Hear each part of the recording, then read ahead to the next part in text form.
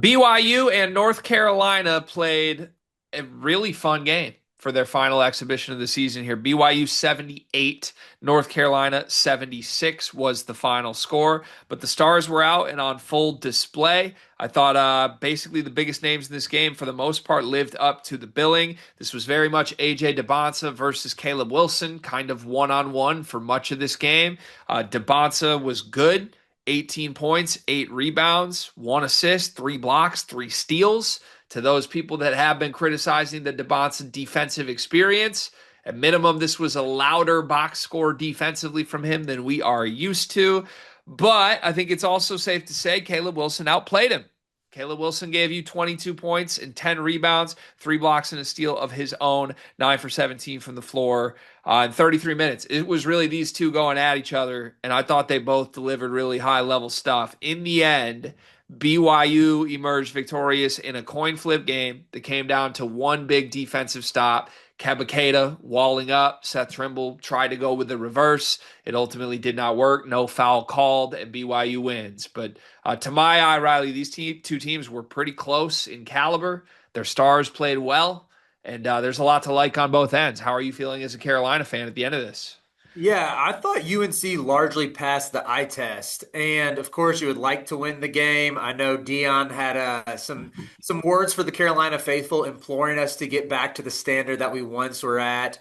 I still think like this is a program that is in flux. It has a head coach entering a make or break year. It's a brand new roster. I'm willing to extend a little more patience than normal, but I thought by and large, I mean, you hit the nail on the head with Wilson. He was so impressive from the jump. I mean, there was a handful of times where maybe he forced the issue, but for the most part, his buckets just look so effortless. He has a really good feel for the game on both ends of the court, just understands spacing, understands where he should be. I mean, one of the, I thought, most encouraging plays in the first half was Henry Vasar got an offensive rebound while falling out of bounds and hit Wilson cutting to the basket with just like a one-handed live dribble pass that Wilson finished with a dunk. And it's like you look at I would say even the skill and coordination of Vasar to maintain his balance and deliver a pass, plus the athleticism and length with that Wilson shows just rising above the rim is like Carolina had nothing resembling that in its front court last year, and that was just a sight for sore eyes. And it's not to say that either Vasar or Wilson are perfect. I thought Vasar had some really nice moments in this game, but still with some of the same question marks that you would have given him during his time at Arizona, those will probably still persist. But I thought both those two were really good throughout, like overall very good for this game. Seth Trimble, I thought, played awesome. And yeah, those were my main takeaways on the UNC side. Thought Jaron Stevenson filled in nicely for Bogovac, who was out. And BYU, I think, I don't know. I've seen some Carolina haters in full force saying, like, oh, that's an overrated team. They're not top 10. I thought BYU looked really good too. Their big four is insane, and they played like it. It's really talented. It's still coming together from a cohesion standpoint, I would say. I've not enjoyed how Richie Saunders has been used in these two exhibitions. We talked about it after their loss to Nebraska. And for those that don't know, if you're a Carolina fan tuning into this, BYU did lose to Nebraska in the exhibition right before this in a game that they kind of benched some of their key guys late. They played their rotation, I think, truer to what it will be in this game. Like Devonta played 34 minutes. This was clearly like a we're trying to win the game from BYU, and ultimately they got what they were after. I I just hate how Richie Saunders is being used right now. Richie Saunders, to me, who last year BYU season changed for the better when they took some usage off of Yegor Demon, gave it to Richie, basically said, we're going to give you the ball in the half court, let you operate, get downhill, get to the free throw line. He's not doing that right now. And it makes sense in theory because you have DeBonson and Rob Wright, who both need the ball at all times. Rob Wright's a ball screen wizard, and AJ DeBonsa is going to shoot his AJ DeBonsa shots. If Saunders is just relegated to being like a catch and shoot guy, number one, he's not as good at that as they want him to be. Like last year, he shot like 40+% from three because he was taking shots within the flow of the game. Now he's like running off screens on the perimeter, trying to be like Rip Hamilton. I don't think that's him at all. I don't think he's going to be good at that. This is the second straight game Saunders has shot poorly from three. He was 4 for 6 from the free throw line in this game. Like just some weird things that have never been true with Richie are now becoming true.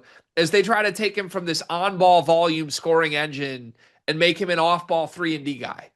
And I didn't like it. He was in foul trouble. I'm officially red flag worried about it because if this is just like let DeBonsa do whatever while Richie watches, I don't think that's as good for BYU as they could be.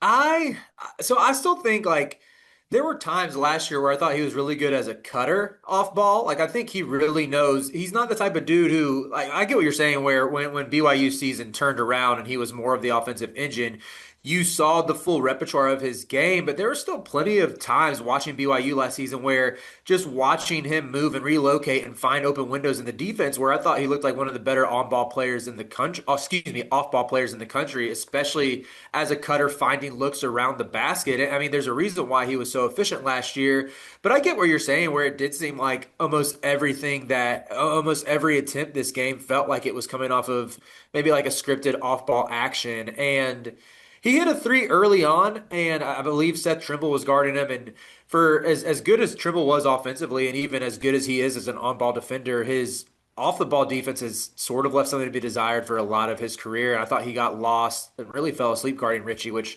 led to a good look. But I thought like, yeah, they got open looks for him, but I mean, he went 2 for 9. So I think there's plenty to critique or question him with. Is there something else that BYU could be utilizing him here to take advantage of? I would say what you're getting at, Greg, a more versatile skill set than just a catch and shoot guy.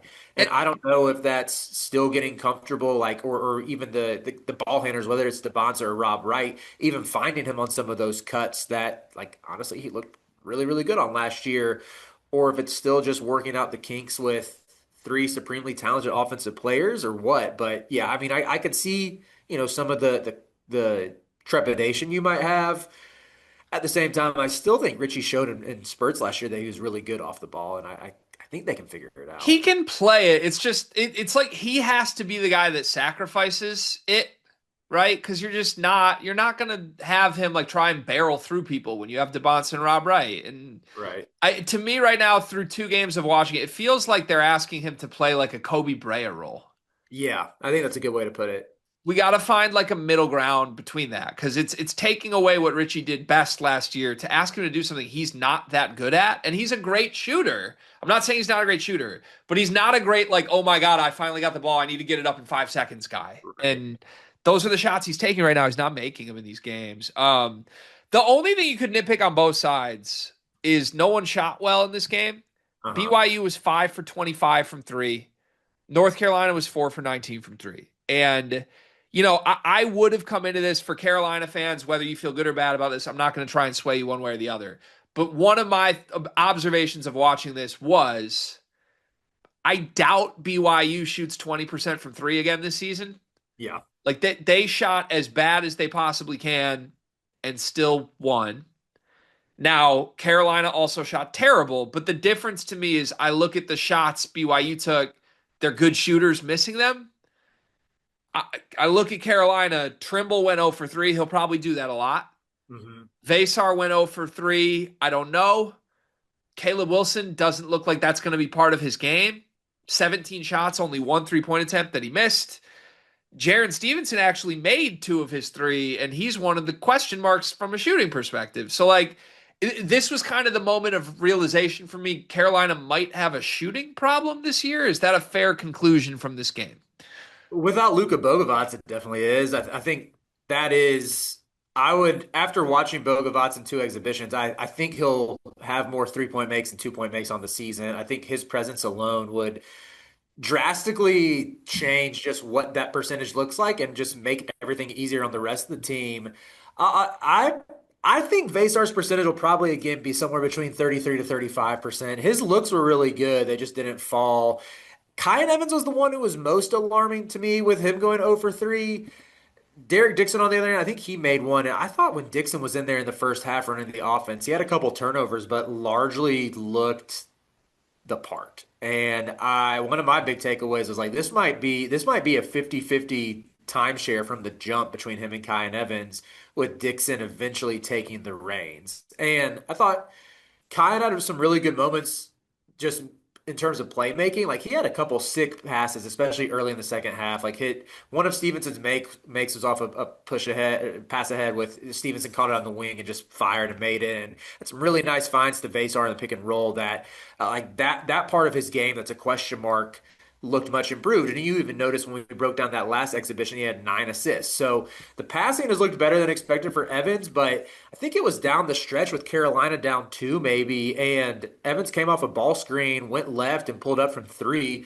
Great look, but just bricked it. And it didn't really look like it was all that close to going in. Where I'm like, this is supposed to be his calling card. If anything, we like I would rather, I mean, maybe that would be the optimist view is if the passing is the question mark and that's looking the part and you trust eventually the 3 point makes are going to come for Evans. But I still just can't get it out of my mind that he shot 45% last year playing in a motion heavy scheme under Nico Medved, and that just isn't what Carolina or Hubert Davis runs. Yep. And look, I think again, the passing's been way ahead of what I expected. So you can't really like kill Evans and act like this isn't working when he has 14 assists through two exhibition games. But I didn't watch this game and the numbers back this up. I didn't watch this game thinking like North Carolina was generating great shots or the ball movement was good. They had 12 assists to 19 turnovers as a team, and that's with Kyan going 5-1. That's ominous to me. Like it feels like okay, they can compete with BYU. Defensively, I thought they honestly did some pretty good things. The front court's good. Caleb Wilson's a star. Those are all thumbs up. Let's go. I just like, do you have any playmaking you trust? And do you have any shooting you trust? Maybe those are both fixed by Bogovats.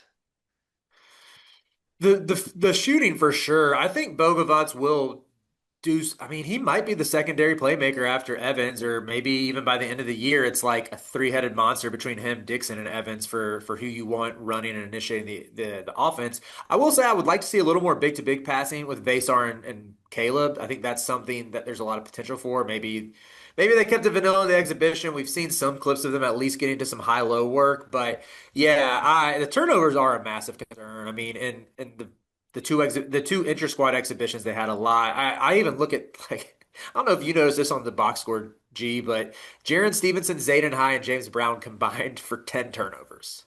Stevenson played 32 minutes, five turnovers, zero assists, two rebounds. Like, yeah, Okay, can I make the case for Stevenson though? sure. His shot looks much more smooth and repeatable than it did at any point in his Alabama tenure. And he had one really nice made bucket where he drove and knocked down a pull-up jumper. And I thought like when Caleb wasn't guarding DeBonsa, Stevenson was guarding him. And I thought he held him in check pretty well, as much as you can with AJ DeBonsa. But even like to undermine some of the optimism, the two rebounds in 33 minutes is insane for a 6'10 dude, especially because he got some burn at the five. But yeah, I think Stevenson overall was like, and some of those turnovers I thought were more on, he had two turnovers that I thought were on Zayden High. Like one was an an entry pass to Zayden High where High just left him out to dry and like didn't even fight Kebaketa who just jumped the lane and got a steal, you know?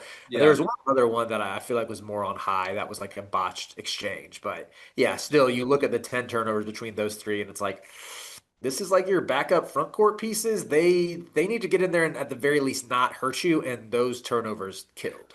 I'd like to see a little more Powell because I buy his jumper. He was 1 for 2 in this game, but he also rebounded well. Also had an assist and didn't turn it over in only 15 minutes. So I don't know. I'm curious what happens with Powell's role. I would have thought he'd be playing more minutes than 15 right now.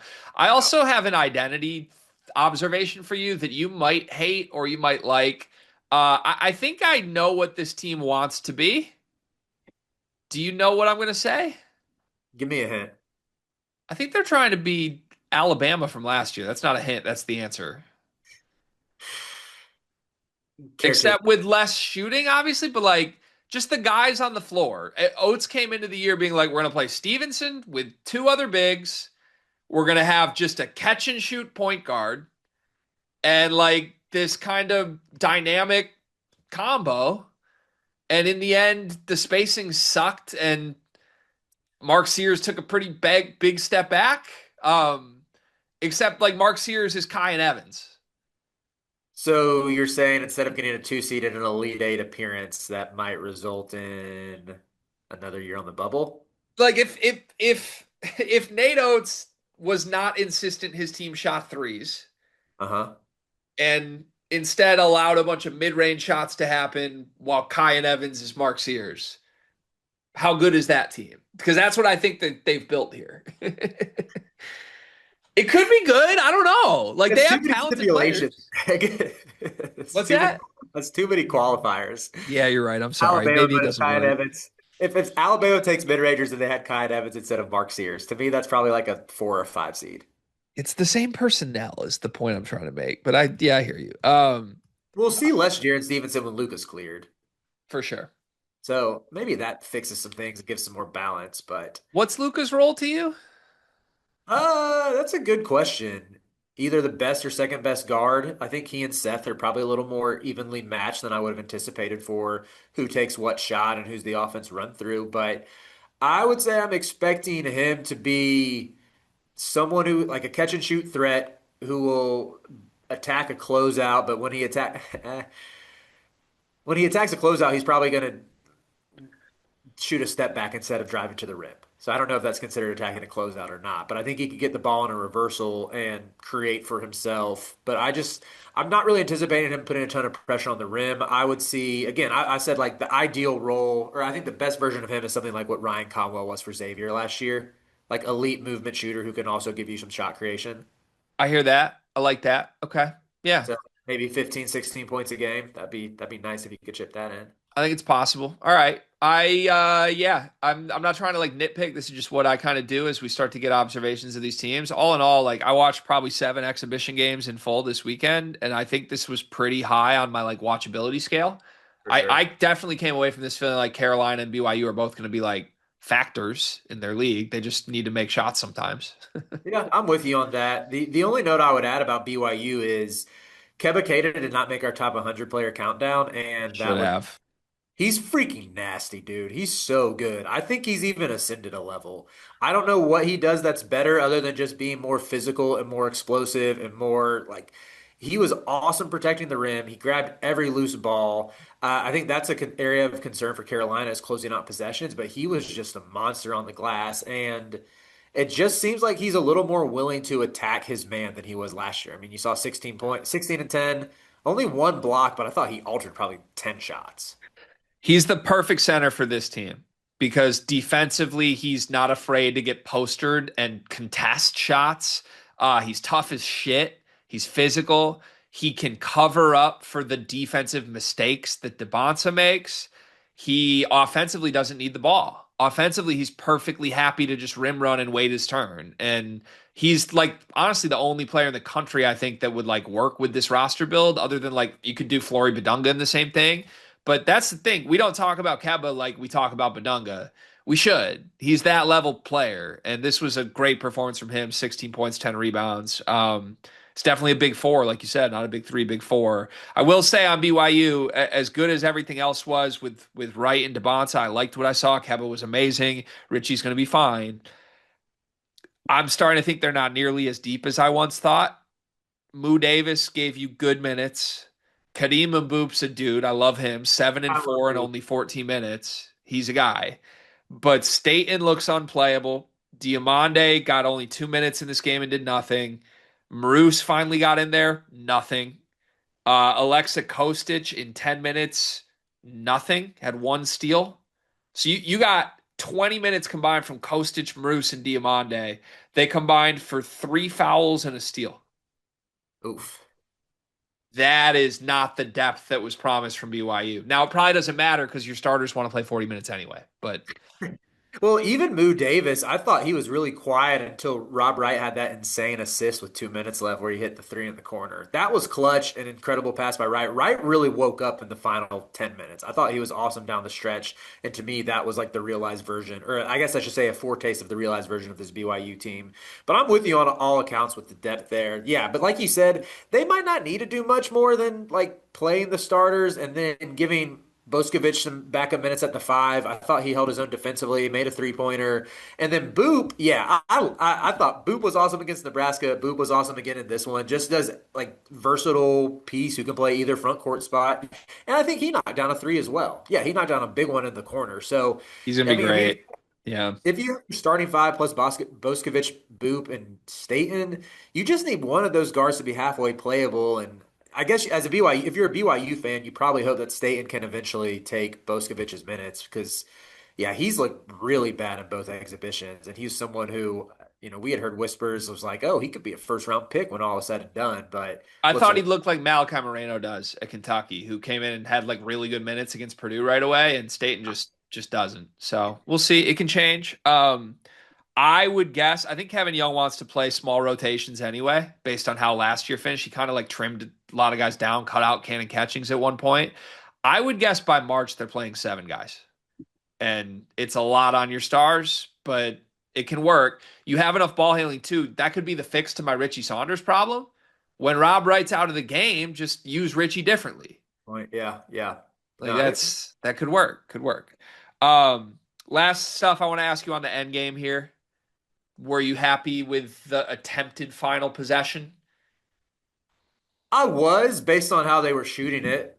Again, if Luka Bogovac is in the game or if Jonathan Powell has been playing more minutes and he's not coming in cold, I'd probably say see if you get a three. I thought I believe it's called a get action, Greg, with with that little pass that Vasar ran or gave to Seth at the top of the key and let Seth get to the hoop.